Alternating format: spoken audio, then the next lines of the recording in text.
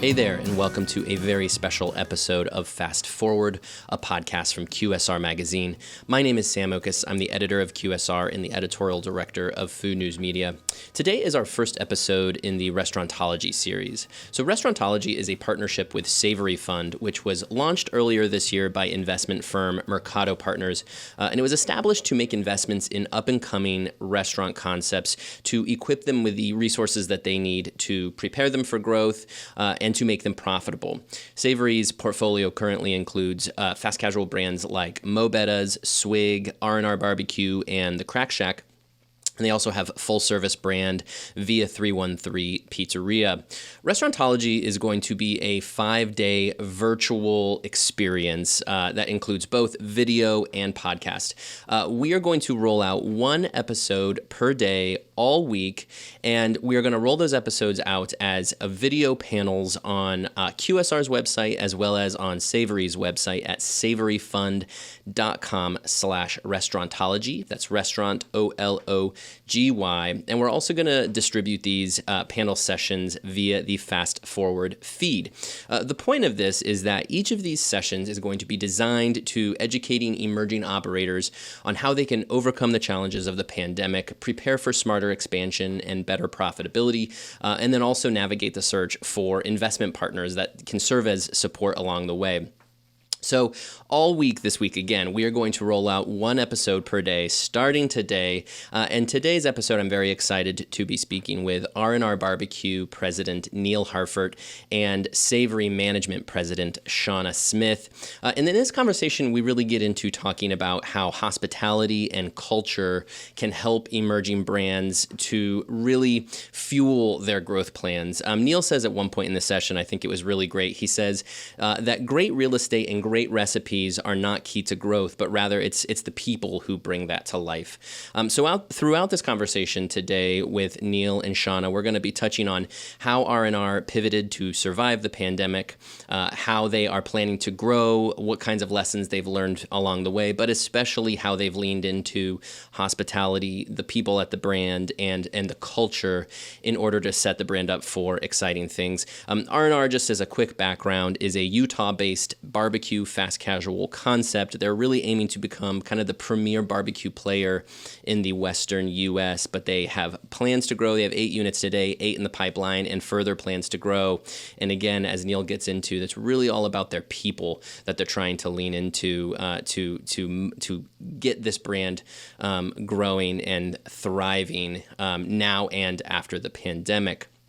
As always, go to QSRmagazine.com for all the news and insights that you need on the QSR and fast casual restaurant industries. And email me anytime you want to talk or share your perspective, sam@QSRmagazine.com. I'm really excited this week to share this Restaurantology series and this first episode with R&R BBQ President Neil Harfert and Savory Management President Shauna Smith. All right, Neil and Shauna, thank you guys so much for joining me today to talk about R&R BBQ. Neil, let's just start out with, what is this concept? Tell me a little bit about R&R BBQ. Where did it come from? What was sort of the genesis story of the concept? Sure, absolutely. Well, about 8 years ago, the founders, Rod and Roger, were competition barbecue guys, and they were really, really good at the food. And they started doing a bunch of catering. And ultimately, that led into them opening their first restaurant in downtown Salt Lake. They had great success there. They opened up a second location. It was also extremely busy. But at that point, they felt that the concept could grow, but they didn't have experience doing that. And so they partnered up with the Savory team at that point and laid out a strategy to build and grow the business. So now we're sitting at 8 restaurants. They're primarily just here in Utah. We do have a few under construction, one in Idaho, and we have one under construction down in the south area of Salt Lake. So a lot of growth coming. Last couple of years have been really busy. So Neil, you have a lot of restaurant experience. You have decades of restaurant experience. I know previously you were with Mod. Tell me what you thought about the concept R&R when you came into it. I mean, why was this a concept that was something you wanted to be a part of? Yeah, I think, barbecue has historically been kind of a mom and pop dining occasion. They're usually small restaurants. The food is inconsistent typically. And the first time I experienced the brand, I was blown away. The food was amazing. The trade dress and the dining room is more of an upscale fast casual. Everything about the brand just kind of revolutionized barbecue for me. And like many of the concepts I've been a part of, I joined when they were very small. And this one to me felt like it had a lot of legs. It could grow really big, really quick. And Shauna, what about from a savory perspective? I mean, when you guys took a majority stake in R&R a few years back, I know this was one of your first brands to partner with. What was the impression for you guys? Was this something that you guys wanted to get involved with? Well, no disrespect to any of the barbecue brands out there, and especially I wanted to make sure I said that because of you being from North Carolina. Oh boy, here we go. No disrespect, but as far as being in the Rocky Mountain area, for us, it was just the best barbecue we have had out here. And R&R has always been a clear leader. And so it just made sense to partner with them and continue to grow this brand that has such a great following and customer base and incredible food. All right, let's talk about that. Let's talk about. I'm in North Carolina. I know barbecue. I eat lots of barbecue. Of course, I don't think there is any food out there that is as intensely regional. Certainly not in America. There's nothing quite like barbecue and people having their preferences. Explain to me what Utah barbecue would be. We have North Carolina barbecue. Here we even have Eastern and Western. I mean, you can really break it down. But for R&R, what's the style as you would describe it? Mm-hmm. Well, I'll field this one. It's actually its own unique style. We take some of Texas barbecue. Our brisket is more of a Texas style brisket. Our ribs are a dry rub ribs, so they're not served wet. We don't mop them like many concepts would. And we have our barbecue sauces range from a Carolina style, which is the vinegary base, which is really good. But we have a traditional, kind of a ketchup-based line of sauces from mild to spicy. So it really doesn't adhere to any one specific brand or style of barbecue, but we do use white oak, and that is more of a regional wood. We don't use mesquite and hickory like you'd find in Texas. And so I think that's one of the things that makes it a little bit more unique. The flavor is just a little bit more mellow. And so that as we expand, I think that's what you'll see change a little bit is the type of wood we use based on the geography. Mm-hmm. All right, so yeah, go ahead. That's what I've liked about R&R. I'm from the South, and so I also know good barbecue. And I've loved that we haven't been bound by any specific rules, and that it's just been we've been able to pick our favorites from Texas, from the South, from the Carolinas, and really come up with our own version of what Rocky Mountain barbecue looks like. And that's, I think, having the choice to be able to pick our favorites from all of those different areas and geographies, that's what really makes R&R special. I think we need to have a barbecue peace treaty or something because look, I love brisket, but it's like I feel like in North Carolina, I feel like a traitor when I eat brisket for some reason. But we shouldn't feel that way. I shouldn't feel like I have to eat Eastern Carolina style pulled pork or anything like that.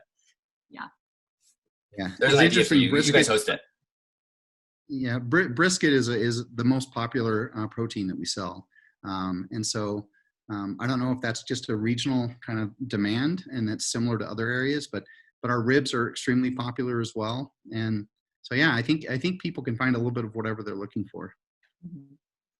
All right. So R&R had some wind beneath its wings, lots of momentum, exciting concept. And then of course, March 2020 happens, the pandemic hits. Let's start with what was kind of the blueprint pre-COVID? What did you have in mind both for 2020 and the coming years? What was the direction R&R was heading? Yeah, so at the time COVID hit, I'd been with the brand about 9 months. And we had spent the majority of those 9 months really kind of honing and refining the process, the menu, and the team so that we could grow. And we had 5 locations earmarked for this year, and we had another 6 to 8 coming next year in multiple markets. And so obviously that growth was kind of paused as we entered COVID. But we'd spent a lot of time just making sure that we were ready for growth. We had the right training tools, the right leadership that could help us grow into multiple states. And we honestly, I don't know that we're ever going to be perfect, but I think we were ready to go. Yeah, and to add to that, from a fund level, we were just prepared for rapid growth. We felt like R&R was the obvious leader in the Western United States, and we wanted to continue to grow. And we had plans to grow another 30-40%, just like years before. And we were well on our way, and that's what was exciting. And then COVID did hit, and it changed the trajectory a bit. But yeah, we were headed in a good place, that's for sure. Let's talk about that changed trajectory, sort of broader level, sort of where you sort of had to pivot for the direction of the brand, not necessarily the nitty gritty of store operations, which we can get into in a bit. But tell me about what that trajectory had to, how did that have to change? I mean, especially as once we kind of went further and further into COVID, it became very clear that this was not something that was going to be, just a short little season and then we're done and we're back to normal. Clearly things had changed. So how did you have to change that trajectory for the long term? Oh, well, I remember I remember specifically, we have a day that for us in Utah, we've called it Rudy Day, because it was the day that Rudy Gobert tested positive for COVID. Right. And that was really the domino that tipped a lot of the events that changed everything there in March. And I remember at the beginning, we were all being hit by directives and just needing to pivot very quickly and just be pretty nimble that way. And there was this moment where we were sitting in a meeting where Greg Warnock, one of the partners on the fund side, said, I think it's time that we shift from offense to defense. And it was only like a week or so into it that happened. But it's interesting how that moment just shifted all of our thinking. And as we began to share that thought with our teams, R&R kicked into high gear. And I remember vividly us talking about feeding our employees. That was like number one, because I don't know if you guys remember, but in that moment, there were businesses closing left and right, people being furloughed, and it immediately became about our employees. And so it was about feeding them and giving their families a discount, and then feeding the first responders, feeding hospital workers. And it's interesting because I think by nature we want to be helpful. And there was this quote that I read, and it was something from Mr. Rogers where he said, when I was a little boy, I would see scary things in the news and my mom would say, look for the helpers. You will always find people helping. And that was like this thing that happened where it was just like, okay, we just want to be people found helping. And the R&R team set aside all of their own fears and concerns because we all had our own. It's not like we were all without our own concerns and fears, but it immediately shifted to this place where it was about our customers and about our teams. And we came up with a motto, and it was stay safe. And that was for both customers and employees. Eat well, customers and employees. And then keep our teams working. And that really was the driver for a lot of our decisions at that point. All of the strategy became about those things: safe, eat well, and keep our teams working. And that was what drove our decisions. And of course, we had this whole real estate strategy that we paused on. And what it did for us was actually gave us an opportunity to pause and perfect anything, I would say, between that March moment in time up until even still today. Gave us an opportunity to pause and really scrutinize those real estate decisions and plans. And we've picked up where we left off, and we're developing all those same locations. It just took a quick pause. Neil, how about for that, some of the operational aspects of things? Of course, this was really new territory for everybody. Even for you, I'm sure decades of experience in the restaurant industry, what the new reality of what COVID brought about was something that you've probably never faced before.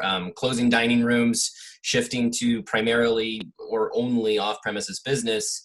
What were some of the changes you had to make in the store to make sure that you could keep the lights on, make sure that you could keep the stores open? Yeah, well, I think I'll piggyback a little bit on what Shauna was saying, is that we had spent a lot of time really investing in what is the culture of R&R. And it wasn't really well defined before I joined. And when this crisis hit, that's when I think we all said, we've got to double down on our people, and we've got to figure out how is this impacting them? How do we protect them, both physically and as well as financially, from the impact of the virus? And it really, I think, started there. And I have an amazing leadership team that works directly with me. And, we linked arms. And I think one of the most important things we did that led to a lot of the operational shifts was we approached everything with a great attitude. And, I think under times of challenge and stress, it's really easy for people to kind of curl up and get, defensive is a word that Shauna used, but some people do that in the wrong way. And whereas we said, we're going to be positive. This is not a great event, but we're going to make lemonade, and, we're going to take care of our people. We're going to take care of our customers. We're going to enjoy the challenge of pivoting the business rapidly. And that kind of attitude, I think, made all the difference, because we did shift rapidly. The D-Day, or the Thursday, May the 12th, or March the 12th was when this all hit. And we had an all hands meeting on Friday. And by that next Monday, we'd already implemented several key strategies. And I'll go through some of those. But like one, immediately we said our menu's way too complicated to be able to execute quickly. And we knew that being super fast was going to be hugely important when people are going to be doing phone orders and online orders and curbside pickup. And so we went through our menu with a fine-tooth comb, and we scaled it back pretty dramatically. We cut about 40% of the menu out. And we eliminated a lot of the items that were just either they weren't big sellers, or they were a lot more complicated, a lot more, took a lot more time to prepare or execute. And so that was one of the first things we did. We also rolled out a family meal pack, which we had talked about in the past, but this was like, man, there are people that are going to need to feed families, and 6 to 8 people, which in Utah is probably an average size family.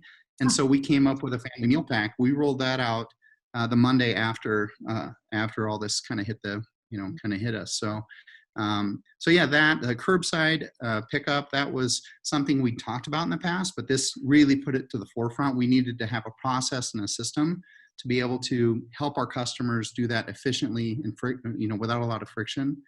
And then finally, we only have 1 out of our 8 locations that had a drive-through, and that drive-through wasn't even open as a drive-through. We since we had become involved with the brand, it was closed off. And so we, didn't have a lot of experience with drive-through. Even though I'd worked in the industry for a long time, I'd never worked with drive-throughs. But within a week, that next Friday, we launched drive-throughs in every single one of our restaurants. So, and we did that with, we moved our POS systems out into the parking lots. We put tents. We had tables. We had sanitized pens and cups for pens that were dirty and needed sanitized. I mean, we went through all of the logistics you can think of to make sure that people could drive up, place an order, and in very short order, get their food and get it safely. And so I just could not be more proud. My team just, again, had this positive can-do attitude. We viewed it as a fun challenge of sorts, and just made so many quick changes. It was in retrospect, it's pretty amazing. At the time, it was just super busy. But yeah, I think that first week, those first 7 days were pretty busy, pretty impactful.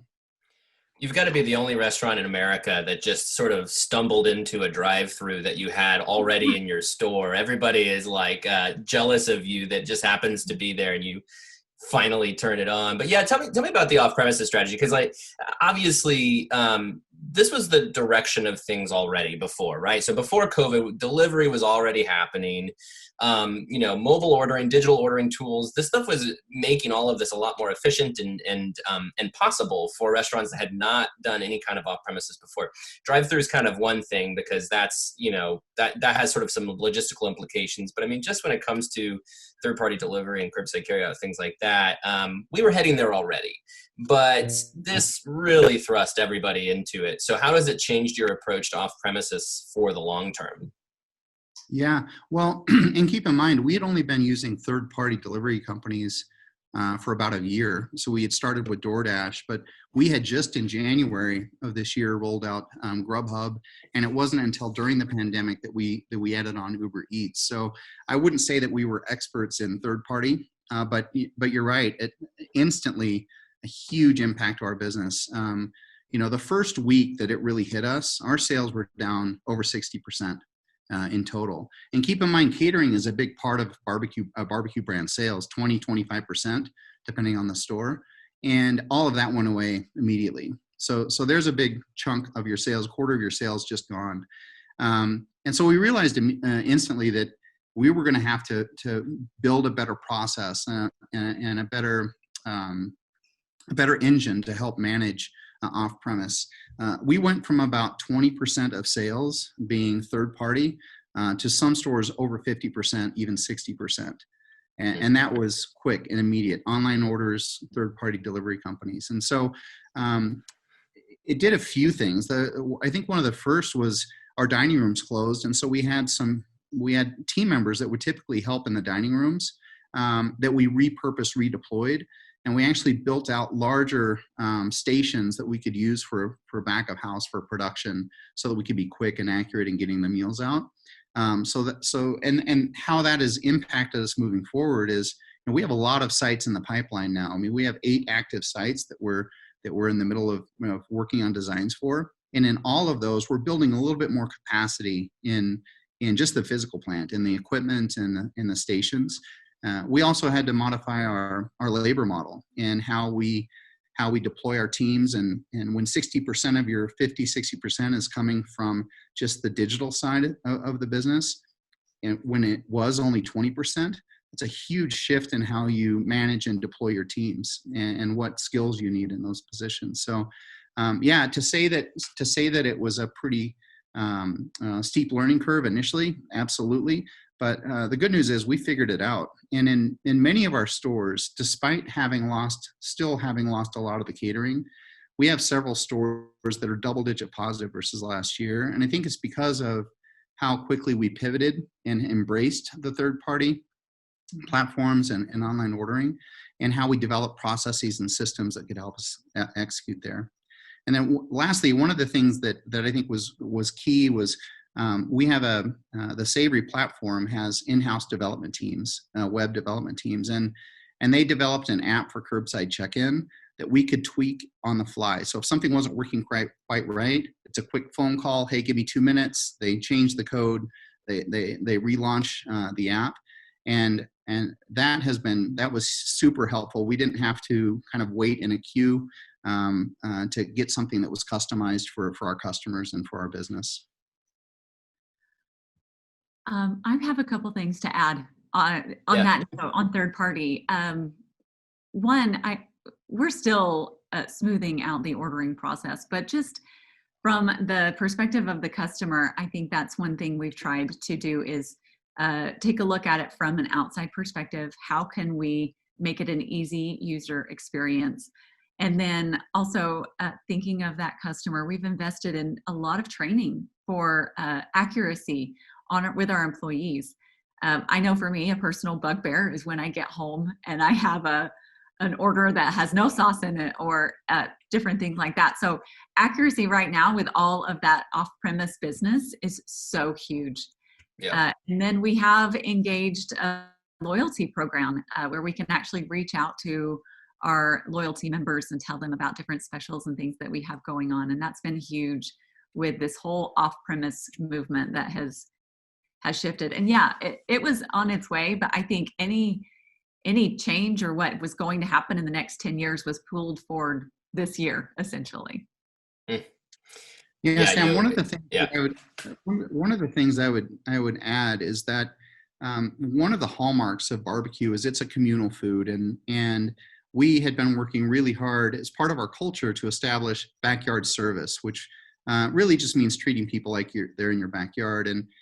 And during during COVID, we kind of pivoted there and said it's really more about hospitality and how we not the process of service, the A, B's, and C's of service, but more the feel. How do you make people feel when they interact with us? And I think the challenge for many of us is when 50% of your business is going out in a bag, how do you, I don't know, how do you put that kind of experience in a to-go container, in a to-go box? Because once the food's in a bag, it's easy to commoditize. I would say our food is the best barbecue I've had, but when it's in a clamshell and it's in a plastic bag and it just kind of shows up that a DoorDash guy brought to you, you lose a lot of what makes, I think, us special. And so that's one of the things we're actively working on right now is how do we, for lack of better terms, how do we put the hug in a bag? How do we make our customers feel appreciated and warm and excited for their meal when we don't actually interact with them? So it's a fun challenge, something we're in the middle of that I think will pay long-term dividends. It's really interesting when you consider, I've said this probably 1,000 times now in the last 7 months, but it's interesting to consider how good the timing was of the pandemic. As silly as it sounds, it's, the technology was such that the restaurant industry had a lot of tools at its disposal that even 5-6 years ago it would not have had some of these digital tools. And so there's been this common refrain now for certainly early in the pandemic. There was a common refrain I was hearing from a lot of restaurant leaders that you were seeing 3-4 years worth of innovation was happening in 3-4 months. They were talking about it's really ramping up that digital transformation, and it sort of seems to me like restaurants are only still in their infancy in terms of what's possible when it comes to technology. These are really still the early days. But then I think about there have been some high-profile brands revealing some very fancy new store prototypes to accommodate this new off-premises reality. People are talking about AI. People are talking about robots. If the restaurants aren't careful, I think it would become a fairly sterile future where it's all about how you get food from point A to point B and not how you include, as Neil, you say, kind of with a hug. So I guess what I'm thinking is, my question for you is, now with your expansion plans, how do you change the way you do approach hospitality and service, if at all? I mean, are you thinking about some of those things, crazy AI, robots, and all that stuff, or do you have to focus it more on that hospitality aspect of things? So I honestly think it has to be a bit of a blend. I would say that the most important thing we do is execute great food 7 days a week with amazing people, and that won't change. That is our business.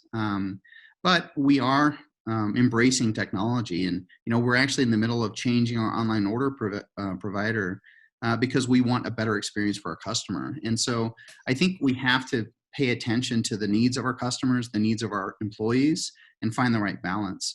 When it comes to real estate, again, I'll go back to, I think barbecue is a communal food. I think people enjoy going out together to have barbecue, and so we'll always need dining room seating.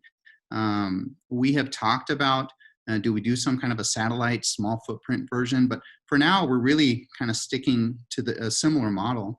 If a location has a drive-through, then that's great, but we're not specifically targeting drive-through locations because everyone else is. Whereas I think if we can just make a nice, easy, frictionless pickup experience and not have to need a drive-through, then I think that helps us be better. Give us more options when it comes to real estate. And then I would also say that there is obviously less demand for in-store seating currently, and I do think that may be a trend that stays with us for a while. Even if there's a vaccine and it gets widely adopted, it may be a while before people are comfortable going to a restaurant where there's 150 other people sitting close by.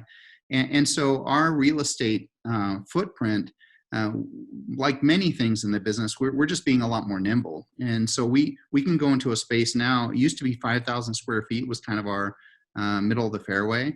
Whereas now we are comfortable going into spaces in a 3,000 foot range, all the way up to 5,000 square feet. And so part of it is store design, and part of it is how do you get more efficient and more economical in your use of the square feet that you have. But I don't think we put the same premium on number of seats that we did 12 months ago. And I don't see that being a huge driver for us over the next few years. One thing I love about barbecue is that it gives people an opportunity to slow down and enjoy the food. And that's where I believe, or maybe it's just a hope, that people will return to the restaurants someday and to, like you said, Neil, have a blend of options, because at this point it is about serving people in a way that they are comfortable. We have obviously seen a lot of change, and comfort levels have also changed for our guests, and so providing a place for them. And I think drive-throughs are they're in high demand. There's a lot of talk about just doing drive-throughs and brands that are shifting to drive-throughs, and much like supply and demand does, it will drive the costs of drive-through sites up. And so I think the challenge for everyone who is unable to get drive-throughs is to, like you said, Neil, create really streamlined processes for third-party pickups, for access to counters as easy as possible, and to still have that full experience that we had before. So definitely that is the challenge. Drive-throughs are not going to be possible. There's just not enough for everyone. True. Yeah. So yeah, go ahead, Neil. What I was also going to say is that there's a, if you can grow your business without requiring a drive-through, we're finding a lot of opportunities there. The reality is there's been a decent number of restaurants that just can't make it through this, either because they didn't have the financial backing, or they just weren't able to pivot their business quickly enough. And we were able to work closely with landlords on rent abatement and whatnot, and we have great financial backing, so we didn't have some of those same concerns and worries.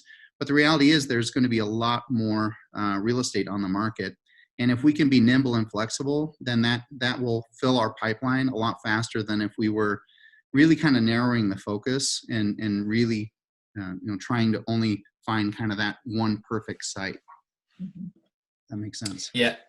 I want to get into that opportunity for the future, but first, before that, I was kind of thinking, as you guys were talking about just the notion of real estate and what you're looking for, I was also thinking about how there's been you sort of have the other side of the spectrum that's also happening right now, which is ghost kitchens and virtual concepts. And this, people are really starting to think about real estate in a really kind of different way. Any of that in the cards for you guys? I mean, you could take the concept and punch it in any market you wanted through a ghost kitchen if you wanted to. Do you think that's part of what R&R will do? Again, I think our middle of the fairway is a true restaurant where people come and interact. And I think when you're signing a 10-year lease, the coronavirus is not going to be the same impact 2 years from now and 5 years from now that it is today. And so I think there will always be a desire for people to get together. It's such a huge piece of who we are. Doesn't mean that we haven't discussed it and we won't explore that. But right now we truly feel like our current model actually works well and will continue to work well. And as I said before, our sales, and we have a store that's up 30% year over year right now. We have several others that are in a low double digit increase over last year. And what we're doing is working in the middle of arguably one of the toughest challenges to hit the industry. So I think it's not that we won't look at those opportunities, but for now, the next 12 months at least, we've got a full plate of and a lot of sites coming that are a more traditional restaurant space. I would add to that, Sam, for anyone who is considering the ghost kitchen as an option, I would say consider everything. And we have done the same. We've considered everything. And for the R&R brand specifically, it made sense to focus on the things that we were really good at. And like Neil said, we're focusing on the more traditional sites and trying to nail the landing on all of our day-to-day execution with consistency and food quality and hospitality. And so that's our focus, but that's not to say that it would not work. And especially for other brands who are exploring it, I think for us, we went through the exercise of just what it would take from us from a resource side, and who we would need to help execute this, and what resources we would need. And at the end of the day, it was just going to become a distraction from our most important work. But that's not to say that it's not a fantastic idea for other brands. And I think it's just about doing that exercise where you really think about how you are going to accomplish nailing the landing on that ghost kitchen, as well as in your traditional ways. Yeah, it makes sense. All right, Neil, you talk about opportunity. So let's talk about this idea of opportunity. Of course, certainly not wanting to look over the fact that this has been a really heavy season and certainly lots of tragic loss both in life and businesses. But the reality is once we turn a corner on this, I know a lot of people do understand there's going to be a fair amount of opportunity for restaurants. There's going to be available real estate. There's going to be a pretty deep labor pool. Even I was talking to somebody about the used restaurant equipment that's going to be available even, out there. There's a lot of opportunity for those that can make it through this season. So, we're about to turn the corner into 2021. Whew, thankfully, by 2020, won't miss you. But what does that look like for you guys? What does opportunity in 2021 look like as you look into that crystal ball? What are some of the opportunities you're hoping to really take advantage of? Yeah, well, I would say that you're right on all those fronts. I mean, we've spoken already a little bit about the real estate opportunities. We're finding no shortage of great real estate. Great real estate will always have a price tag, but there's not the same competition as there was, and so that's great. I think talent is a kind of this hidden blessing in all of this, and we had spent, as I mentioned, kind of getting ready for all the growth. We'd really invested in building our teams up and building a great high caliber bench that had experience with growth, had experience with opening new markets. Obviously, that's a lot of my background has been in high growth companies, but we have several people on the leadership team now with that same experience. And what this allowed us to do, what the COVID kind of pause allowed us to do, is really look at our current team and find out how can we better support them, and what are the leadership characteristics that each of them are bringing to the table, and how well does that fit kind of the approach that we're needing to take, this positive, aggressive, can-do attitude, and while still treating your team incredibly. The good news is almost all of our managers made the cut, and we haven't had to lay off managers. Most of our full-time employees never saw an impact of this. It was primarily some of our part-timers, many of whom were very young and lived with their families,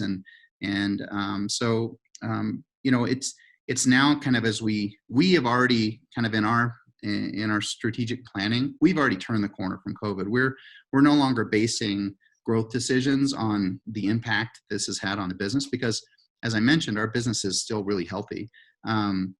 But growth doesn't happen with great real estate and great recipes. It's really the people that bring it alive. And so I think that is a biggest opportunity. Is there are a lot of really great people, many of whom I've known over the years, that are currently out of work, that are hoping for that next great opportunity. And we're very fortunate to be in a place where we'll have a lot of great people to consider bringing on the team. I ditto the comment about humans. I think there's so much opportunity for building the bench and getting great humans added to the team. My addition to what the opportunity is at this point and preparing for 2021 would be to make the difficult decisions now to shore up your balance sheet. Going to that finance side of things and making sure your brands are well capitalized. I think this is the time before getting into that new year to cut costs, to maybe find a capital partner, to be ready for growth opportunities that may come up in 2021, but also not to be afraid to make those big decisions. I know closing a store is kind of a big decision, but this is the time. And I actually think customers expect it, and they're very forgiving when the pruning does happen, because this is a time when businesses are making smart choices for the business. And so that would be what I would say as far as moving into 2021. Make those decisions now, shore up your balance sheet so that you can be well capitalized and ready, opportunistic for 2021. That's a good segue into my next question. I was going to ask you what you guys would advise operators. No matter what kind of struggles they're going through, everybody's going through some sort of struggles right now, of course, but whether they're fighting to keep the lights on or just trying to figure out what growth looks like, based on what you all have learned with R&R, What are some other tips for operators out there who are looking for, just information on what they can do to get back to growing again? Mm. Yeah, maybe I'll start this, and Shauna, you can jump in as well. But Shauna used a good word there, pruning, and I think what COVID did for me, and I know for many people in the industry, was it allowed us to view things with a different lens and really focus on what's truly important. And I think a lot of times crisis, the most important things come right to the surface, and you just have to ignore the noise. And it also helps you prioritize, like what do we really need to be doing? What do we really need to be focused on? What do we need to really get good at? And not that I think most growing brands already have that focus of continual improvement, but this put a huge magnifying glass on prioritization and focusing on what's really important. And when I say pruning the tree, there's countless examples just in our brand of recipes that just weren't going to make the cut anymore. They just weren't as efficient.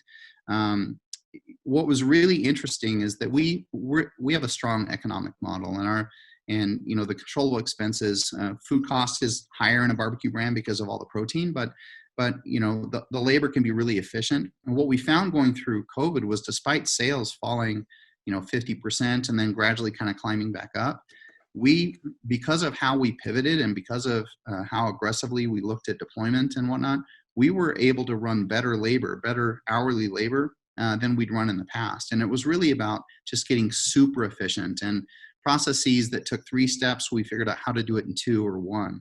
And I think that, again, when you talk about pruning the tree, it's really looking at what are you doing today and how would you pivot? What would you change if you had to? And since we've gone through this, it's just kind of evolved that mindset of, we can be bigger, we can be better, we can be faster, stronger, but it takes introspection, it takes a critical eye, it takes, kind of dropping an ego and listening to your people. And that's, I think, one of the biggest things that we did was, we hosted a couple of all team conference calls with our crew members from dishwashers up. And we got several really good ideas from them about things that we could do differently that would just make more sense. And so that whole process is something I'd encourage everyone to go through, which is listen to your people, get really smart, cut the fluff, laser focus on the key parts of your business that were really driving your growth and your results.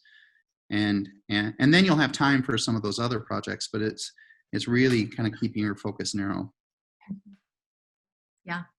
I think those are so important. And all I would add to it is that we are all investors in our own way. And this is the time to think about what it is you want to invest in your own brands. And I think we've touched on it a few times, investing in our teams, because this work is just not possible without humans. So investing in the team, and that's not necessarily just dollars, that's making them important, having them feel heard, and just making them a priority at the very least. And then investing and focusing on your most important work. We talked about how there are sometimes distraction, and scope creep is real. You can easily be distracted by other things and trying to be everything to everyone. And I think it's a good exercise and something worth doing to say, what is our most important work? What are we going to focus on? And what are we going to be spectacular at? Let's do that. And like you said, Neil, not listen to the noise of when we aren't everything to everyone. That's okay. We've decided in R&R that we're barbecue, and there's going to be people that we don't appeal to, and that's all right, because that's just not who we are. All right, guys, I have one more question for you. I have gotten into the habit of asking this of everybody I talk to these days because it really helps get through this season. It is a really hard time. It's difficult. It's very just anxious kind of season. Everybody's feeling it, I know, but what is one thing that is bringing you hope? What is one thing that is encouraging you? Bringing hope and encouraging. Well, I'll start. I'll go back to it's about the people. And I've been so fortunate. The brands that I've worked with in the past almost every single one had a great focus on providing as good of an experience as we could for our team. And when I go into our restaurants and I see our team members, they're having fun, they're enjoying being at work, and it gives me hope that as we grow, and by this time next year, we won't have quite doubled, but we'll be closing in on doubling the number of stores we have. I just think of how much more happiness there's going to be, how many more people are going to be enjoying working with R&R and providing, the great things that we do for our customers. That's to me why we all do this, right? To make a difference and to provide a great experience, whether it's your internal team or your customer. And so that's super exciting for me. And I know, having gone through what we've been through with COVID, I know it's possible to do even more of it moving forward. So yeah, that's, I'm super excited and super happy with where we're at and where we're going. For me, hope always comes in the form of the humans. They are the reason I wake up in the morning. And so that's where I probably extract a lot of hope for myself. But when I'm thinking about even the year that we've had, this has been a transformative year. And I think there's been so much just change and so much in the air. It's felt very unsettling. And I think what's giving me hope is that I'm starting to feel that normalcy is in our future. Now, are there still going to be challenges, and do we still need to be nimble and all of the things that we have been and learned this year? Absolutely, 100%. But I believe what we are experiencing now is what we can, a version of this is what our future looks like. And that, for me, I think the uncertainty was what was the most unsettling in the first part of the year. And just knowing that now is what the future will look like, at least for the near future, that makes me feel a little better. And like, okay, there is hope that we'll be able to continue the work and to accomplish some goals and not have to just be all hands on deck in just, figuring out the day-to-day from the directives and everything. So I think, yeah, the normalcy is on its way, I think. Well, that's great. Shauna, Neil, thank you guys so much for joining me today. Thank you for your insights. I really appreciate it. Well, there you have it. That's my conversation with Neil Harfert, the president of R&R BBQ, and Shauna Smith, the president of Savory Management. Be sure to check out the rest of our sessions in the Restaurantology series all week long this week. Tomorrow, our next episode 2 in Restaurantology, we are going to be featuring a conversation with Kimo Mack. He is the founder of Mo Betta's, a Hawaiian-style fast casual concept. Also, we'll be talking to Chase Wardrop. He is the president of Swig, which is a beverage and treats brand with a ton of growth potential. And then we'll also be talking to Savory Management's Jessica Moyer. I'm really excited for this conversation. We'll really be kind of homing in on how to expand, unique expansion strategies coming out of the pandemic, and how to really just supercharge your brand for growth. So be sure to check out episode 2 dropping tomorrow. And please, again, stay tuned for episodes all week of the Restaurantology series, both here on the Fast Forward podcast feed, which you can subscribe to in any service that you listen to your podcasts, or you can go to savoryfund.com/restaurantology for the entire archive of Restaurantology sessions. We'll talk to you again then.